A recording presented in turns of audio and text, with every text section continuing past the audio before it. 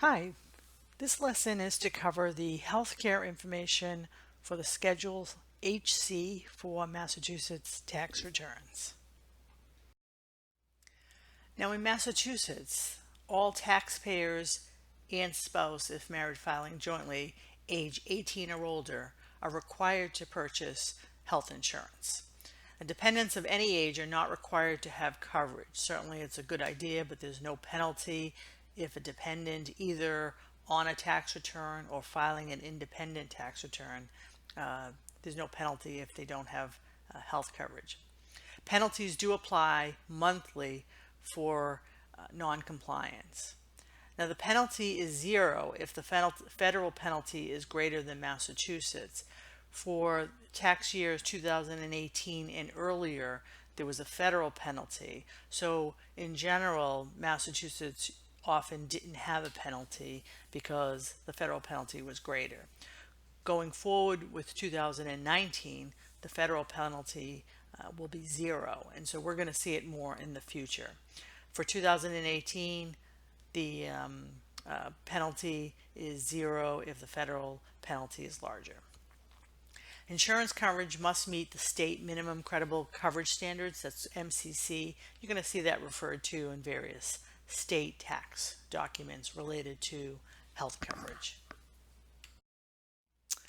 Now, Form 1 Schedule HC must be completed for a taxpayer and the spouse if filing jointly. On it, it has the insurance provider, the provider number, subscriber number for in the case of private insurance, and you get that information from Massachusetts Form 1099 HC, and that's a specific to Massachusetts healthcare form. Now, Medicare, VA, military, or other government insurance coverage for any period of time is equivalent to full year coverage. So if we have a taxpayer come in and they have any of those, you can just select full year, even if they had coverage just for one day. This is not applicable for Mass Health. So let's talk a little bit about Mass Form 1099 HC. So in the case of private insurance, or if someone has Mass Health and their income is above 150% of the federal poverty level, they should be getting a Form 1099 HC. Now for people with Medicare, military, other government insurance, or for Mass Health taxpayers whose income is 150% of the federal poverty level or below, they're not going to be getting a 1099 HC, and they don't need it. So that's why they don't get it.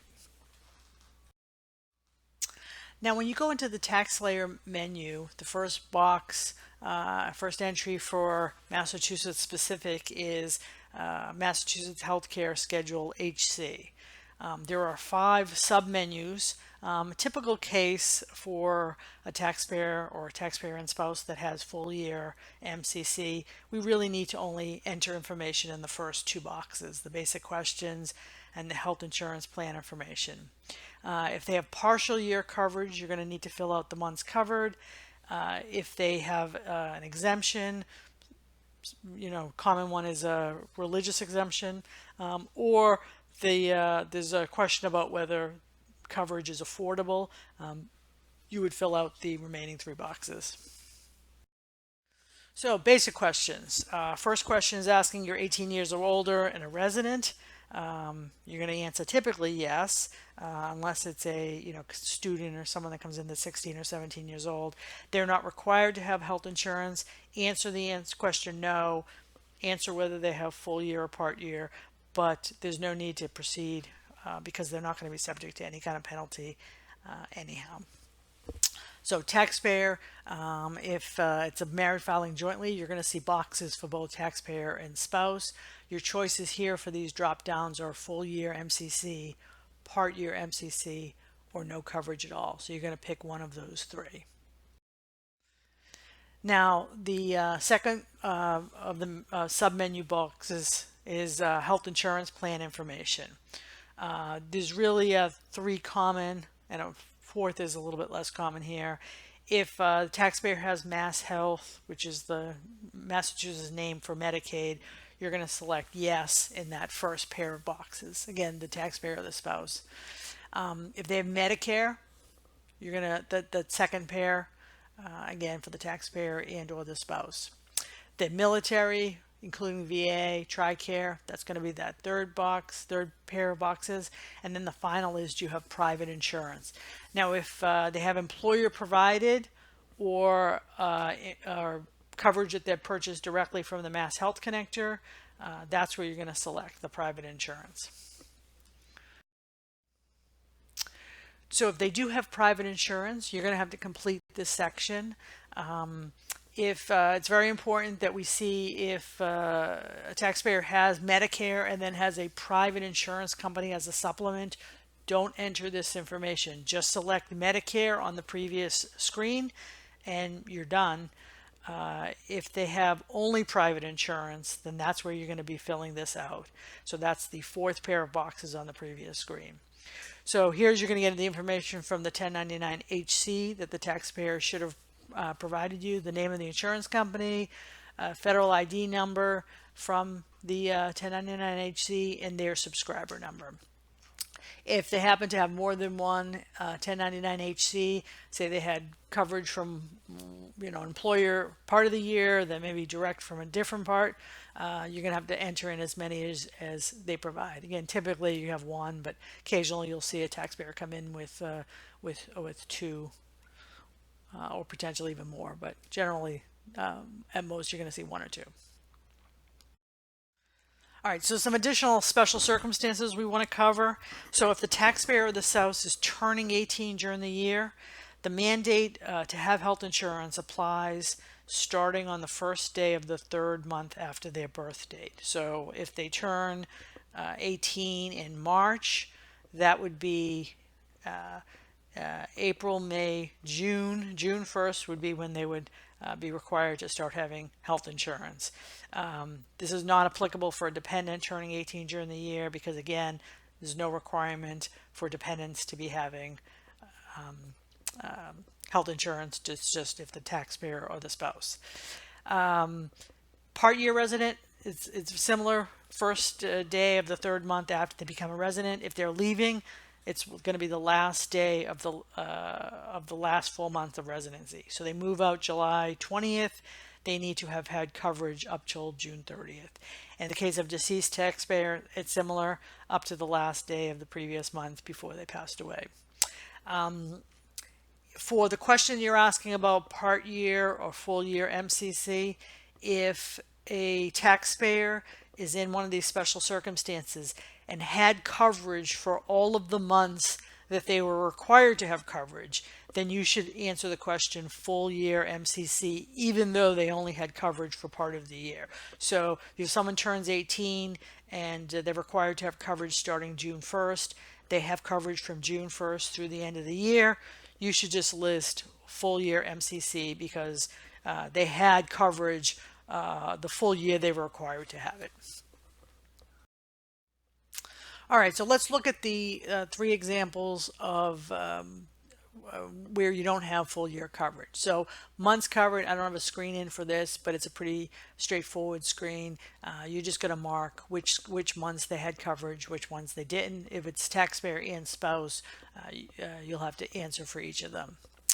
The exemption. So let's look. So in the case of not full year MCC, there's no penalty if they have Medicare, VA, or other government insurance, if they have a gap of 3 consecutive months or shorter, or their income is less than or equal to 150% of the FPL. Other exemptions, sincerely held religious beliefs that cause you to object, or they have some certificate that exempts them from the Mass Health Connector. TaxSlayer will correctly exempt for these, so you just need to mark it in the appropriate boxes in TaxSlayer, and TaxSlayer will exempt the penalty. Appealing penalties. Taxpayer can appeal the penalties for hardship reasons, so homelessness, eviction, significant unexpected expenses due to a variety of hardship reasons. So check the Schedule HC instructions for a complete list. And if you do run into someone, it's worth it to spend a couple minutes to just run through the list with them and see if there's some reason that you can use to exempt them from the penalty. We don't have to provide any of the information, so you're going to go through this with them, and if they have a reason to appeal, you mark that box on TaxSlayer, and within 30 days they'll get information that they'll get a request for additional information and have to substantiate it depending on what the reason for it is. Other advantage of the appealing the penalty is that it delays having to pay it. So even if their appeal is denied, they can pay the penalty later on in the year. So here are the exemption questions. So the religious exemptions, such as certificate, and then if you wish to appeal the penalty. It is important that if you don't mark yes to the appealing the penalty, then the taxpayer loses the right to do so in the future. All right, so for affordability, there are 3 tests for affordability. All 3 have to be not affordable in order to qualify for an exemption from the penalty. If any one of them are deemed affordable, then a penalty will be assessed. Unfortunately, TaxSlayer will not automatically calculate these tests. You either have to do it by hand, or there's a calculator that you can use that will help you answer these affordability questions. So here's what TaxSlayer looks like. So it basically asks the 3 questions, but they're just asking for yes and no. There's no guidance or worksheets in TaxSlayer itself that's going to help you come up with the right answer. And so you're going to have to do that, again, either manually by hand using the instructions or using the calculator. All right, so let's look at the first of the 3 affordability tests. So the employer offer of health insurance. Now, if the employer doesn't offer health insurance that covers the taxpayer and spouse, if married, filing jointly, and all dependents, then you're just going to answer no, it's not affordable, and you're done. If they do offer it, you're going to look for what the cost of the insurance would be. Generally, on a larger company, you would get a Form 1095-C. If it's a smaller company, you may have to ask HR or the owner or manager or benefits, whoever handles the benefits in your company, what would the cost be of insurance to cover for your whole family. Look up the affordability percentage in Table 3 in the Schedule HC directions. There's you're going to look at what the family size is, whether it's family size of 1, that's a single or married filing separately with no dependents. 2, family size of 2, which is either married filing jointly or head of household with 1 dependent, or 3 or more. You're going to multiply the AGI by the affordability percentage, and if it's less than the yearly cost of insurance, then it's not affordable. So here's what the affordability table looks like and you'll find this in the Mass Schedule SC instructions. You'll see that there's a range. This is actually the individual and married filing separately, so basically family size of 1. There's 2 more of these tables. I just cut and paste the top part of it. So there's a second part of it which has married filing jointly with no dependents, or head of household with 1 dependent, and then there's the family size of 3 or more. You'll see for each of the income ranges, it gives you a percentage. It says if you can find insurance with say someone's $20,000, that's going to be that second row. If insurance is less than 2.9% of the AGI, then it would be affordable. And again, as the higher adjusted gross income, the higher the percentage. Now, the second check for affordability is going to be if the adjusted gross income is between 150 and 300 of the FPL. If it's under 300 of the FPL, then the taxpayer or the family should have been eligible for subsidized insurance. And if they are eligible, then it would have been affordable. And so this would make them ineligible for they would have a penalty because they didn't get affordable insurance. However, there's a few reasons why you're not eligible, even if you're under 300% of the federal poverty level. They include if you're not in the U.S. legally, or if you got an offer of insurance that individual insurance, not family, individual insurance that was less than 9.56 of your AGI, or you applied and was denied. So family estimated their income, thought they'd be over 300, and so they applied. Mass Health told them, nope, sorry, you're not eligible for any subsidy. And so in that case, even though their income turned out to be less than 300%, then they still do get to qualify for this exemption. Do know this one area, the answer may be different for the taxpayer and the spouse. So for the other tests, 1 and 3, taxpayer and spouse are going to have the same answers. You don't have to do them twice. This one, you may find either one's a legal resident, the other one's not. One got an offer of individual insurance, the other one didn't. Probably less likely that one was denied and the other. But the first two questions are potentially different answers for taxpayer and spouse. So in that case, one might be exempt from the penalty and the other one not. All right, so the third test is insurance from Mass Health Connector. So this is you buying private insurance directly yourself. You're going to look up the affordability percentage in Table 3, similar to what we did for employer insurance, and those numbers are going to be the same. I'm also going to look up the monthly cost of insurance in Table 4. Table 4 is structured by different regions, and the regions are groups of counties and the age of the older spouse. Now, the age of the older spouse, if we're doing taxes in 2018, then it's going to be the age as of December 31st, 2017. So the age you are before the year starts, because that's when you would have purchased insurance for 2018.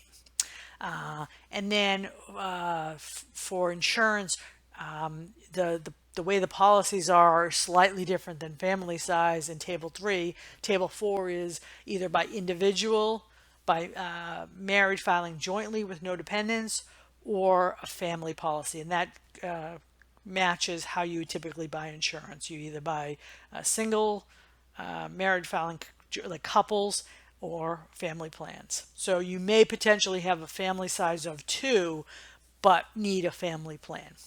And then you're going to multiply the AGI by the affordability percentage. If it's less, then it's not affordable. So here's what Table 4 looks like. And again, I've truncated it to show the first part with Region 1. There's another part of this that says Region 2 and Region 3. You see that again, it's grouped by age and whether they need an individual, a couple, or a family policy. Okay, we're going to pull up the Massachusetts Healthcare Affordability Calculator. We're going to use the example the Fultons, Edward and Julia Fulton, from the special topics on the Massachusetts Tax Aid website. We'll add in the name of the taxpayer here. We're going to put the Fultons. The next box is the tax year. We can select 2018 or 19. This is a 2018 return. We'll do a pull down menu for the filing status. They're filing married, filing jointly. And there are 3 members of the family. There's the taxpayer, the spouse, and 1 dependent. Now for this, for the AGI, we're going to put in their AGI, which is 33,280. If the taxpayer was filing married filing separately, we would have to add up include the AGI of the spouse if the spouse was living in the same household, and then do the total AGI. Since they're filing married filing jointly, the federal AGI is already a combination of both taxpayer and spouse. When we tab out of the field, you'll see that the calculator already tells us that the AGI is greater than 150% of the federal poverty level. If it were under or equal to 150%, then regardless of affordability of insurance, there would be no penalty. Since it's above 150, we're going to have to continue on to the additional tests. Now, there are basically three affordability tests in order to be exempt from the penalty. All three tests have to be met. In effect, all have to be answered no. The first one is eligibility for employer insurance that met MCC. In this case, the Fultons were not. And if you look at these boxes, it'll give you the information about the details of what they are. This is the lowest monthly premium cost that would cover the entire family. So this is where they offered family insurance that would cover all three of them. The answer was no, and so we'll click no, and then you'll see that the monthly premium is grayed out. The calculator tells us here employer insurance is not affordable, so not being offered is the same as not being affordable. If we'd put in a value but it was too expensive, we would get the same answer. The next section, if we're between 150 and 300% of the FPL, the taxpayer would have been entitled to get subsidies that made their insurance affordable. There's some questions that we do have to ask. It's not just a calculation of AGI. So are they a citizen, legal resident? We've put in some defaults for the common case. Denied if they applied for and were denied either Mass Health or the subsidies. And again, we put in the answer of a default of no. If either of those answers are different, then go ahead and change them. Do ask if there's an offer of individual employer insurance. So different from the previous test, was the taxpayer offered individual insurance just for the taxpayer. So in this case, they weren't. Fultons weren't offered any, either family or individual. So we're going to click no. Now we see the answer here. They were eligible for Mass Health or subsidized coverage, so a penalty will apply. Now we could stop at this point since we know that the penalty will apply, but we're going to continue on and do the third test just so you have an example here. But again, all three tests need to be not affordable in order to be exempt from the penalty. So the ability to purchase private insurance, this is the third test. This is, can they go to the Mass Health connector, buy a policy for the family that meets the affordability standards. The county of residence in this case is Middlesex. We have a drop down, pull in the county that they were in. The oldest spouse, that would be Edward, it was 39. We're going to use the date at the beginning of the tax year. So if they come into you in 2019, he's already 40 years old. But you're going to use the date of the age he was on the first day of the tax year. So that would be January 1st, 2018. Now they would have needed a married family plan. They're married and had a child, so they needed a family plan. And so there you see private insurance is not affordable. So in this example, the first and the third tests are met. The insurance is not affordable. However, the second test is not met. They would have been eligible for subsidies, which would have made them have insurance be affordable.